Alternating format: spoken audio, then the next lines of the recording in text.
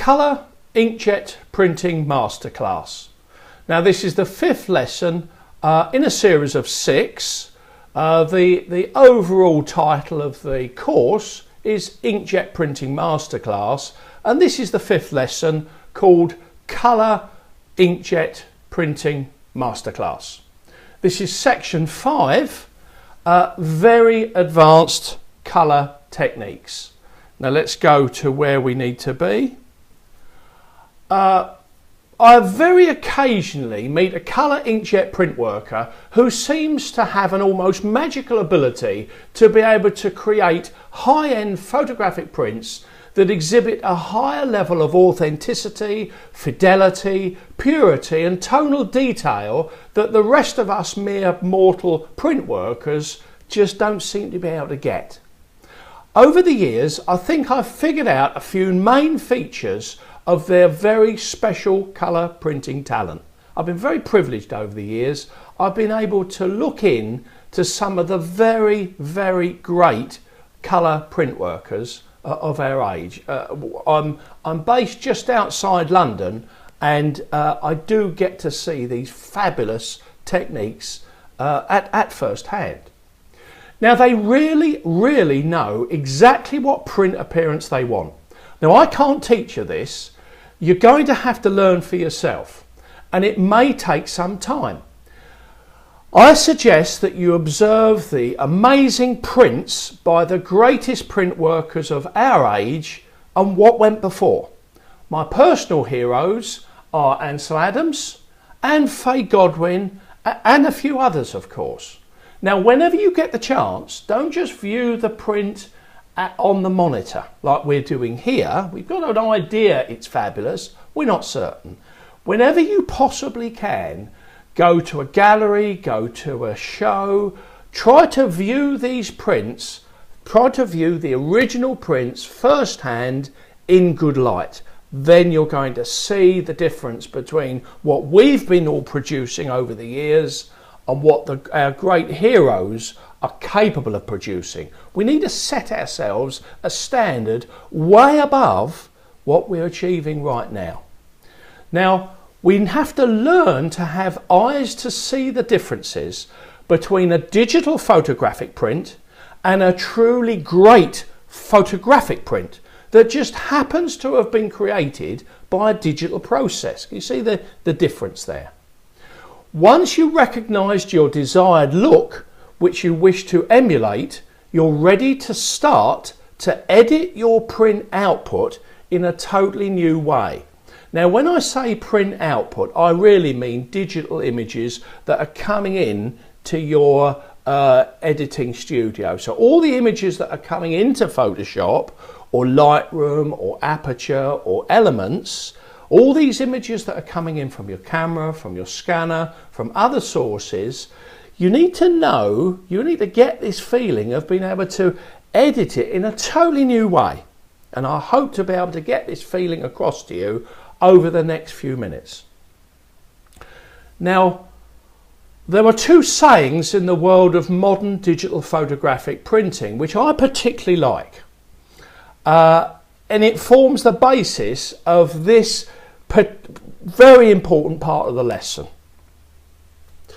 Photoshop is a great way of ruining images. It's fabulous, but it's dangerous.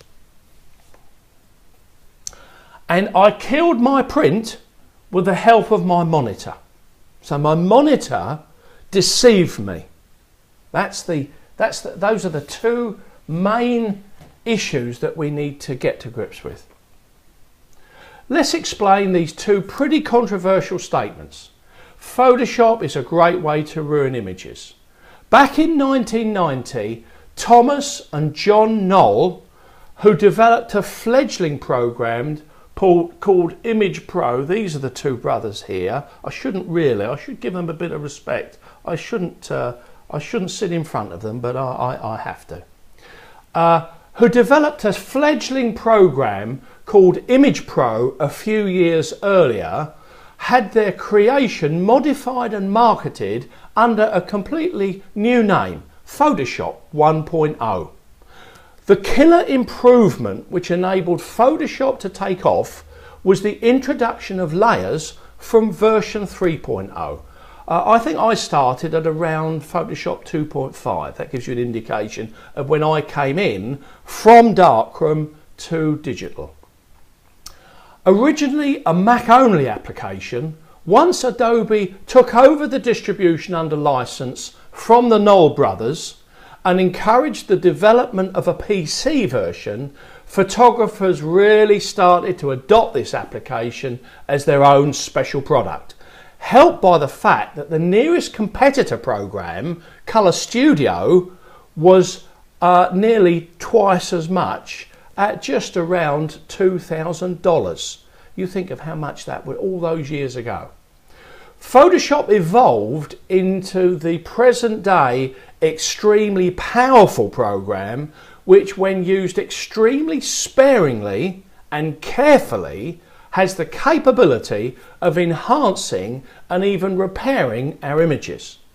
Used without due care and attention, you can easily over-adjust and spoil an image, or simply use a totally inappropriate adjustment tool, such as brightness or contrast, which adjusts your image data entirely according to your own visual reference, which is usually an extremely clunky monitor indication. So be careful when using Photoshop or any image editing software. The adjustments are usually way more powerful than a photographer needs. Don't edit with Photoshop as if you're a graphic designer. Leave the big edit adjustments to them, unless you are a photographer and you have these the desired requirement of getting these very large, let's say vibrant images, over saturation, let's say, large adjustments. By all means go that route. That's not a problem at all. Follow your own discipline. But when we're trying to pursue true photographic adjustment, we need to rein ourselves back, not just a little bit, but a long way, and we mustn't be deceived by what we see on screen, because the fine adjustments that we're putting into Photoshop, which are picked up in the printer, most of the time are not picked up on the screen. Let's give you an example of this. Now, don't allow your monitor to persuade you to over sharpen your images. Viewing your images on screen does not usually give you an accurate guide as to the sharpness of your finished print. Now, this is how it came in, and we're thinking, well, it won't do harm to give it a bit more oomph. Let's unsharp mask. Let's give it some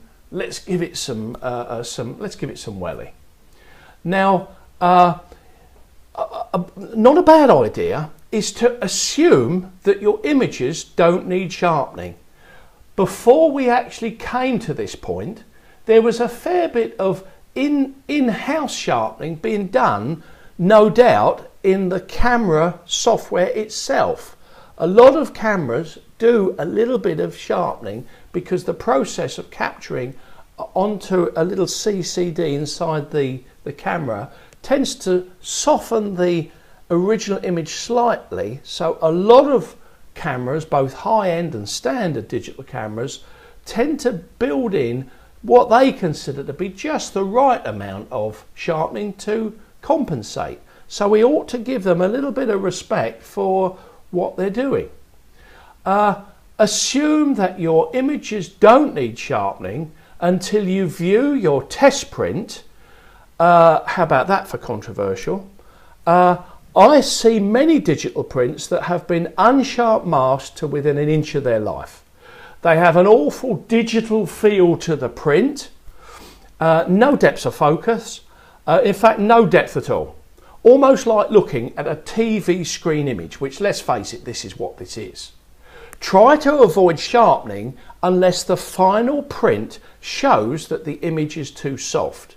Now what you can do is you can get a feel for this for the future. You don't have to monitor every single one that's coming in, but from time to time your standard images that are coming in from your camera, you can print out the occasional image exactly as is, and you can soon judge whether you're capturing your work pin sharp or whether it does need a tiny bit of sharpening, maybe. And then you'll know for the future that when your work comes in, you'll give it a very subtle bit of sharpening, too subtle for you to pick up on screen, but you know that you're giving it just that little bit of sharpening that it needs. Now that's a good little tip that I've copied from many of my high-end customers, and I thank you for that.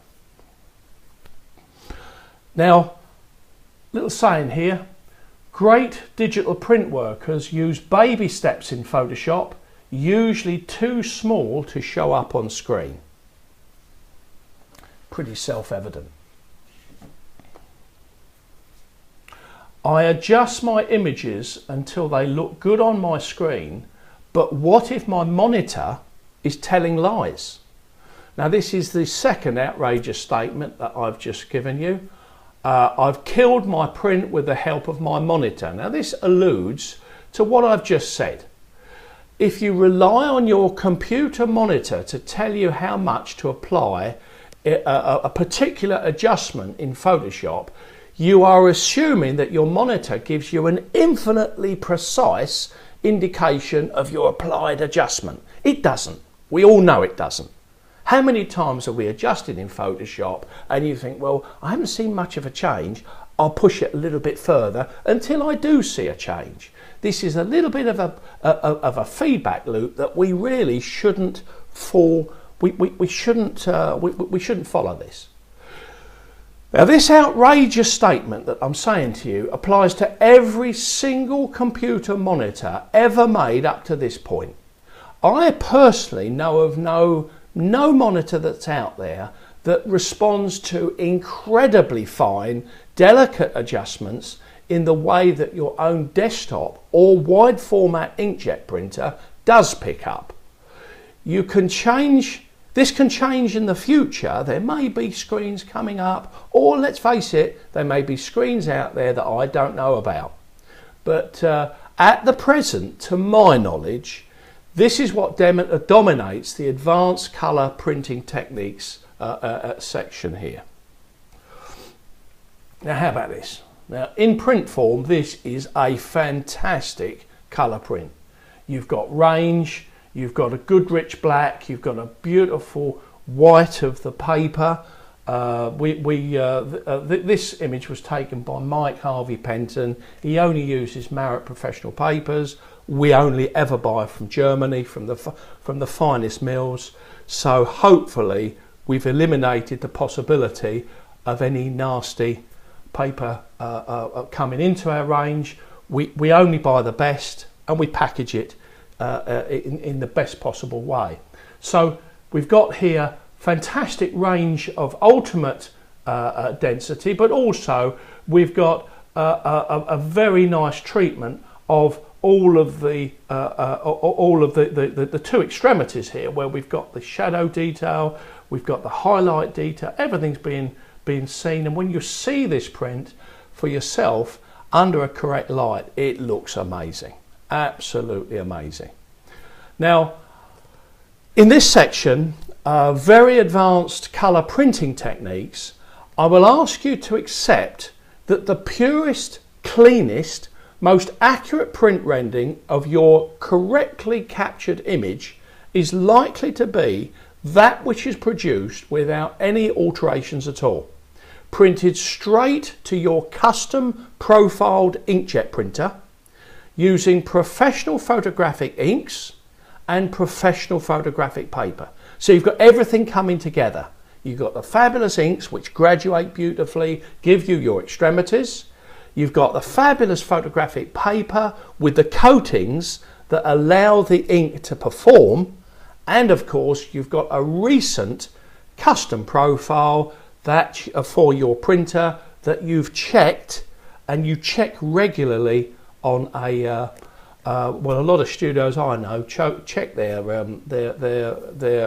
profiling and their print accuracy on a monthly basis against their standard against their standard image. So that's a good discipline to follow.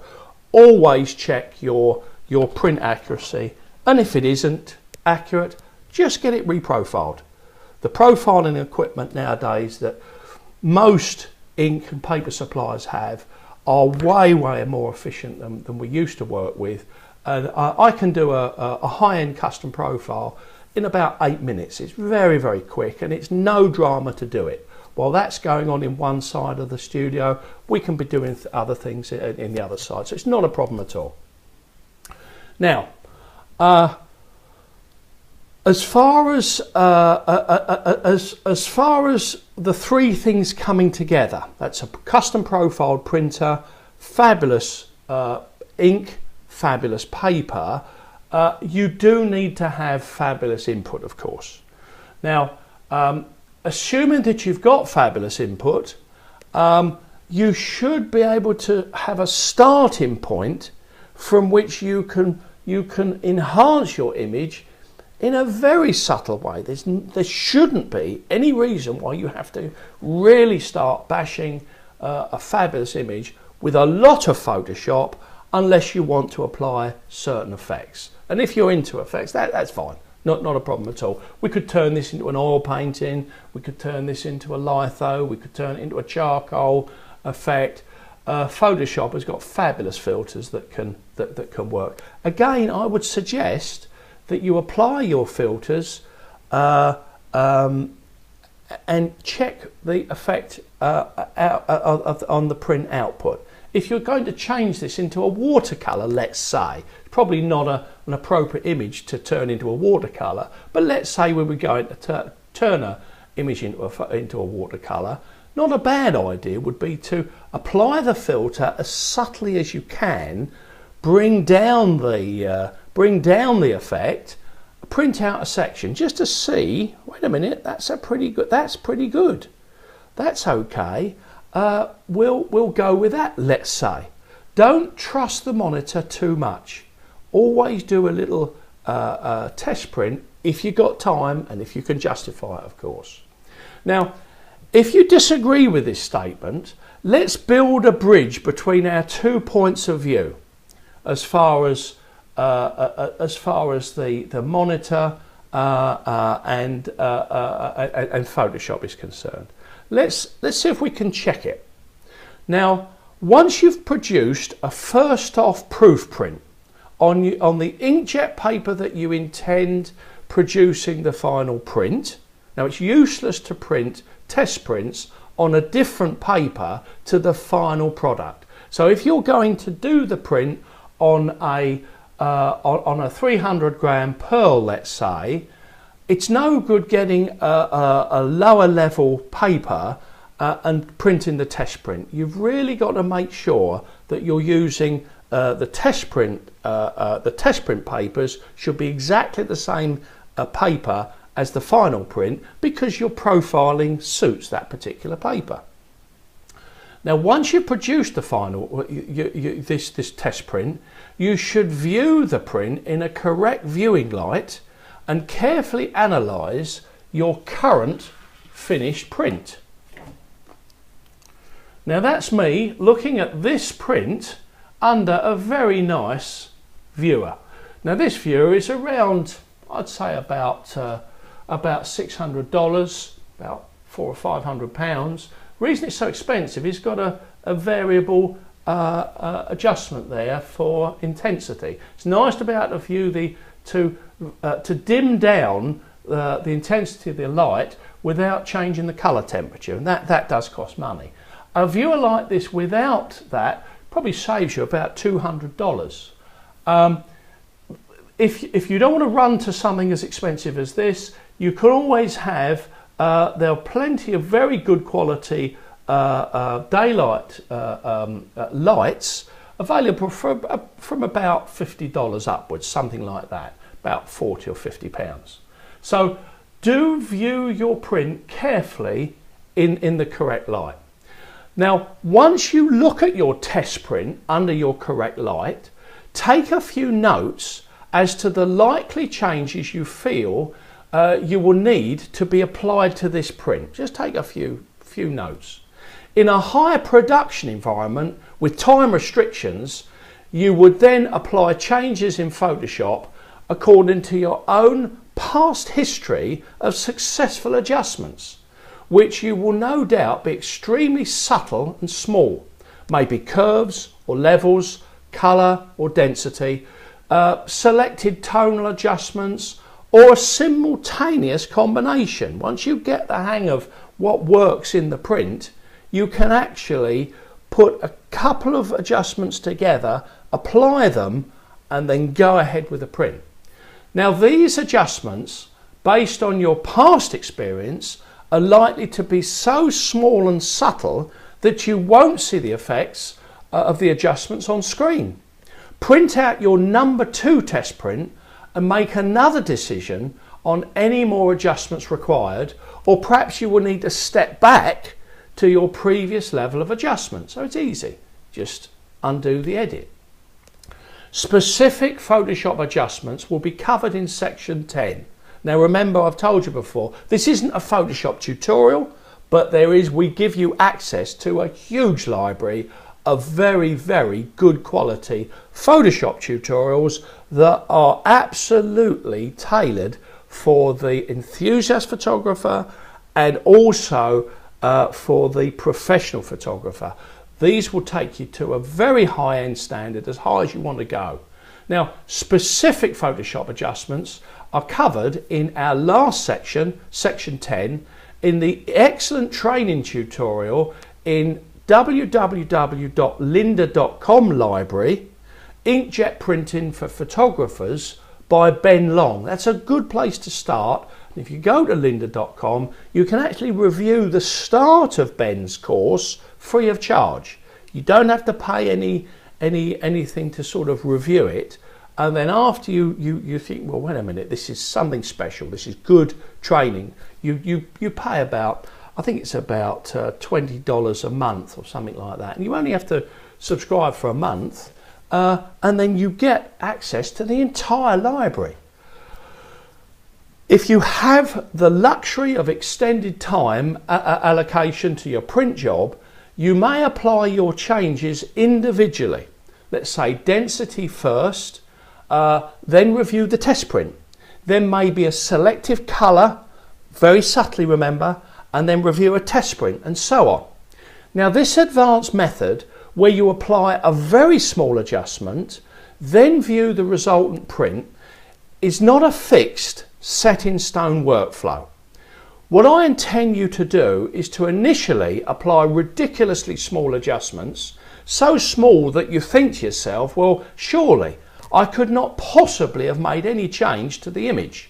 Then you print it out in a little test print or a full-size test print, it's up to you, and usually you realise that you've discovered a whole new world of fine image adjustment. But how wasteful in paper, I can hear you say. No wonder this fellow wants me to produce sheets and sheets of test prints. He runs an ink and paper company.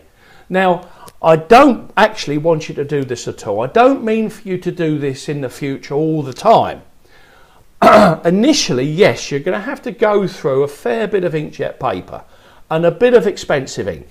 But I intend you to gradually learn and remember the subtle, tiny adjustments that do work, so that after a while, you'll be able to apply these tiny little adjustments intuitively. What a word.